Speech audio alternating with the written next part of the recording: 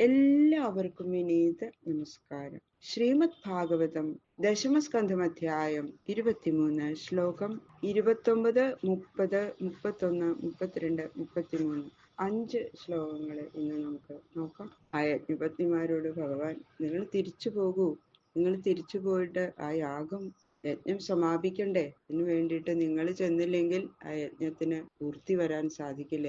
നിങ്ങളില്ലാതെ അവർക്കത് പൂർത്തീകരിക്കാൻ സാധിക്കില്ല ഭർത്താക്കന്മാർക്ക്. അതുകൊണ്ട് നിങ്ങൾ പോകൂ, തിരിച്ചു പോകൂ എന്ന് പറഞ്ഞപ്പോ അവർക്ക് വല്ലാത്ത സങ്കടമായി. അവര് ഒട്ടും പ്രതീക്ഷിച്ചില്ല ഭഗവാൻ ഇങ്ങനെ പറയുന്നു.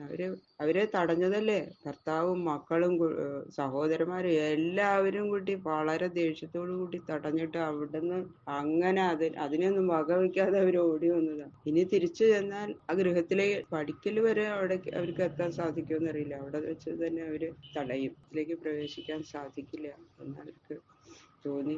അവര് വല്ലാത്ത വിഷമത്തിലായിട്ട് ഭഗവാനോട് പറയാണ്, ഓം നമോ ഭഗവതേ വാസുദേവായ, ഓം നമോ ഭഗവതേ വാസുദേവായ.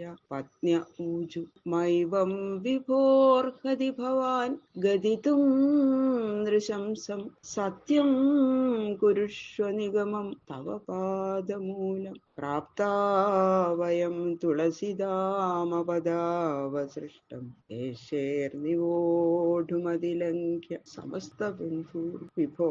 ഹേ വ്യാപക ഭവാൻ, അങ്ങ് ഏവം ഇപ്രകാരം നൃശംസം പരുഷം, നൃശംസം അങ്ങനെ പരുഷമായിട്ട്, ഗതിതും പറവാനായിക്കൊണ്ട് മാർഗതി യോഗ്യനായി ഭവിക്കുന്നില്ല. തവ അങ്ങയുടെ നിഗമം പ്രതിജ്ഞയെ സത്യം പരമാർത്ഥമായിട്ട് കുരുഷ്വ ചെയ്താലും വയം ഞങ്ങൾ സമസ്ത ബന്ധുവിൻ സകല ബന്ധുക്കളെയും അതിലംഘ്യ അതിക്രമിച്ചിട്ട് പദാവസൃഷ്ടം പദത്താൽ തിരസ്കരിക്കപ്പെട്ട തുളസിദാമ തുളസിമാലയെ കേശൈ തലമുടികൾ കൊണ്ട് നിബോധം ആദരപൂർവം വഹിക്കാനായിക്കൊണ്ട്, നിബോധം ആദരപൂർവം വഹിക്കാനായിക്കൊണ്ട് പാദമൂലത്തെ പ്രാപ്താഹ പ്രാപിച്ചവരാണ്. വിപ്രപത്നിമാര് പറഞ്ഞു, ഉള്ളിലും പുറത്തും നിറഞ്ഞിരിക്കുന്ന ഹേ വിഭോ, അവിടുന്ന് ഞങ്ങളുടെ അന്ധക്കരണ വ്യാപാരങ്ങൾക്ക് സാക്ഷിയായിരിക്കും. ഞങ്ങളുടെ ഉള്ളിൽ എന്താണെന്നുള്ളത് അവിടത്തേക്ക് അറിയാലോ. പിന്നെ ഇങ്ങനെ നിർദ്ദയമായിട്ട് പോകൂ എന്നിങ്ങനെ കഠിന വാക്യം ഞങ്ങളോട് പറയണത് ശരിയാണോ? ഇത് ഒട്ടും ഉചിതമല്ല കേട്ടോ. അവിടുന്ന് ഇപ്പൊ ഞങ്ങളോട്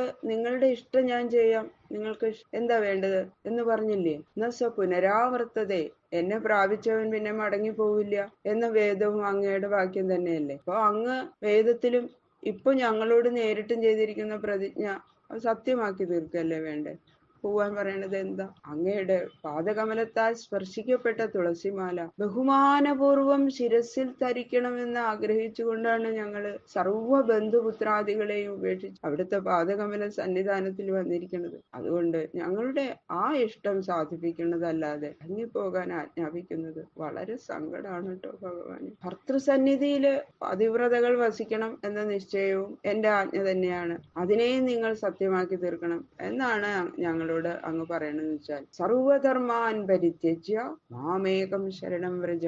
ലൗകികങ്ങളും വൈദികങ്ങളുമായ സകല ധർമ്മങ്ങളെയും ഉപേക്ഷിച്ച് അങ്ങയെ ഒരുവനെ മാത്രം ശരണം പ്രാപിച്ചാൽ അവനെ നിന്തിരുവടി സകല ദുഃഖങ്ങളും തീർത്ത് രക്ഷിക്കും എന്നും അങ്ങ് ചെയ്ത പ്രതിജ്ഞ തന്നെയല്ലേ. അതുകൊണ്ട് ഭർത്തൃപുത്രാദികളുള്ള സകല സ്നേഹബന്ധവും ഉപേക്ഷിച്ച് ഞങ്ങളെ നിന്തിരുവടിയെ പ്രാപിച്ചിരിക്കണം. അങ്ങനെയുള്ള ഞങ്ങളെ അങ്ങയുടെ ദാസികളായി സ്വീകരിക്കണം എന്നാണ് അവര് പറഞ്ഞത്. ആ തീവ്ര വൈരാഗ്യം വന്നു കഴിഞ്ഞു അവർക്ക്. അവരെല്ലാവരും ഭർത്താവിനെയും ബന്ധുക്കളെയും മക്കളെ എല്ലാവരും ഉപേക്ഷിച്ചിട്ടാണ് ഭഗവാൻ മാത്രം മതി, ഇനി ആ പാദകമലങ്ങൾ മാത്രം ആശ്രയം എന്നിങ്ങനെ ഉറച്ച ബുദ്ധിയോട് കൂടിയിട്ട് അവരെല്ലാവരും വന്നിരിക്കണം. ഇത്രയും തീവ്ര വൈരാഗ്യം ഭഗവാൻ അത് മനസ്സിലായിട്ടൊക്കെ ഉണ്ട്. എന്നാലും പിന്നെ അവര് പറയുന്നു, ഗൃഹന്തി നോ ന പതയ പിതരൗ സുതാവാ ന ഭ്രാതൃബന്ധു സുഹൃദ ഹൃദയേവ ജാന്യേ തസ്മാൽ ഭവൽ പ്രവദയോ പതിതാത്മനാംനോ ഭവേൽ ഗതി അരിന്ദമ തദ്വിധേഹി. ഞങ്ങളുടെ ഭർത്താക്കന്മാരും അച്ഛനും അമ്മയും പുത്രന്മാരും ജ്യേഷ്ഠാനുജന്മാരും എല്ലാ ബന്ധുക്കളും മിത്രങ്ങളും ഞങ്ങളെ തടഞ്ഞു, അതൊന്നും കൂട്ടാക്കാതെ വന്നിരിക്കുകയാണ്. അതുകൊണ്ട് ഇനി അവര് ഞങ്ങളെ സ്വീകരിക്കില്ല ഭഗവാൻ. ദേഹസംബന്ധമുള്ളവരും കൂടി ഉപേക്ഷിച്ച ഞങ്ങളെ യാതൊരു ബന്ധവുമില്ലാത്ത മറ്റുള്ളവർ സ്വീകരിക്കോ? പിന്നെ പറയണ്ടല്ലോ. അവിടുത്തെ പാദകമലങ്ങളിൽ വീണിരിക്കുന്ന ഞങ്ങൾക്ക് ഇനി സ്വർഗാദി ലോകങ്ങളിൽ ചെന്ന് സൂഹിക്കണമെന്ന ആഗ്രഹവും ഇല്ല, ഒട്ടുമില്ല. അതുകൊണ്ട് ആ ലോകപ്രാപ്തിയും ഞങ്ങൾക്ക് ഉണ്ടാവരുത്. കാമാദി വിഷയസുഖങ്ങളിൽ ഇനിമേൽ ഞങ്ങൾക്ക് താല്പര്യം തോന്നാതിരിക്കാൻ തക്കവണ്ണം ഞങ്ങളുടെ രാഗാദി ശത്രുക്കളെ വേരോടെ നശിപ്പിക്കാൻ അങ്ങേക്ക് മാത്രമേ സാധിക്കുള്ളൂ. അതുകൊണ്ട് കാമരാഗാദി ബാധകളിൽ നിന്ന് ഞങ്ങളെ രക്ഷിച്ച് അവിടുത്തെ ദാസ്യഭാവത്തെ സ്വീകരിക്കാൻ ഞങ്ങൾക്ക് ആജ്ഞ നൽകണം എന്ന് അവര് പ്രാർത്ഥിച്ചു. ഭഗവാൻ അവരോട് പറഞ്ഞു, ചിരിച്ചുകൊണ്ട് പറഞ്ഞു, കഥയോ നാഭ്യസൂയേരൻ പിതൃഭ്രാതൃസുതാദയ ലോകാശ്ചവോ മയോ ഭേദ ദേവാ അപ്യനുമന്വതേ. ഹേ സതികളെ, എന്റെ അരികത്ത് വന്ന് നിങ്ങളെ ഭർത്താക്കന്മാരും സഹോദരപുത്രാദികളും ലോകങ്ങളും ദോഷവിധികളെന്ന് പറഞ്ഞു ഉപേക്ഷിക്കില്ല. നിങ്ങൾ ഒട്ടും ഭയപ്പെടണ്ട, നിങ്ങളെ അവര് ഉപേക്ഷിക്കില്ല. നിങ്ങള് ദോഷമില്ലാത്തവരാണെന്ന് യജ്ഞഭാഗം സ്വീകരിക്കാൻ പ്രത്യക്ഷമായി വന്ന ദേവന്മാരും നിങ്ങളുടെ ഭർത്താക്കന്മാരും ആ ഭർത്താക്കന്മാരോട് ഉപദേശിക്കും. ദേവന്മാര് പോലും പറയും, നിങ്ങൾ അതിന് ആ യജ്ഞം പൂർത്തിയാക്കാനായിട്ട് ചെന്നാൽ നിങ്ങൾ ഭർത്താക്കന്മാരോട് ദേവന്മാര് തന്നെ പറയും, നിങ്ങൾക്ക് ഒരു ദോഷവും ഇല്ല എന്ന്, പൊക്കോളൂ എന്ന് പറയും. ന പ്രീതയേ അനുരാഗായ ഹ്യംഗസംഗോ നൃണാമിക യന്മനോ മയുഞ്ജാന മാം അവാപ്സ്യത.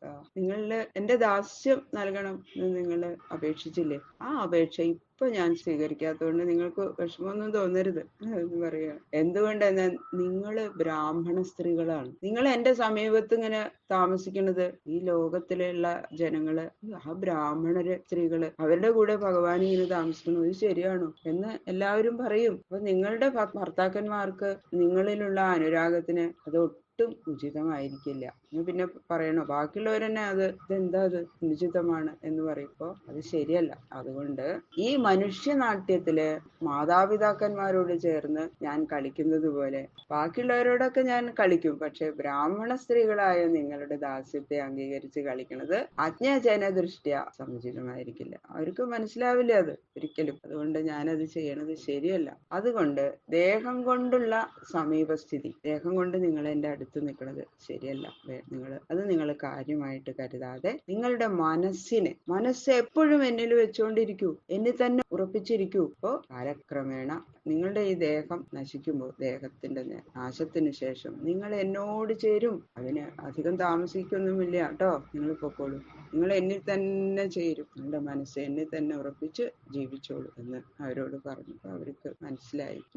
മനസ്സോടെ അവര് തിരിച്ചു പോവാണ് പാവങ്ങൾ. ശ്രീശുക ഉവാച ഇത്യുക്ത്വാ മുനിപത്ന്യസ്ത യജ്ഞവാടം പുനർഗതാ തേജാനസൂയവസ്വാഭിസ്ത്രീഭി സത്രം അപാരയൻ. ശ്രീശുക ബ്രഹ്മർഷി പറഞ്ഞു, ഭഗവാൻ ഇങ്ങനെ അരുളി ചെയ്തത് ആദരിച്ചുകൊണ്ട് വിപ്രപത്നികളായ ആ സതികൾ യാഗശാലയിലേക്ക് തന്നെ മടങ്ങിപ്പോയി.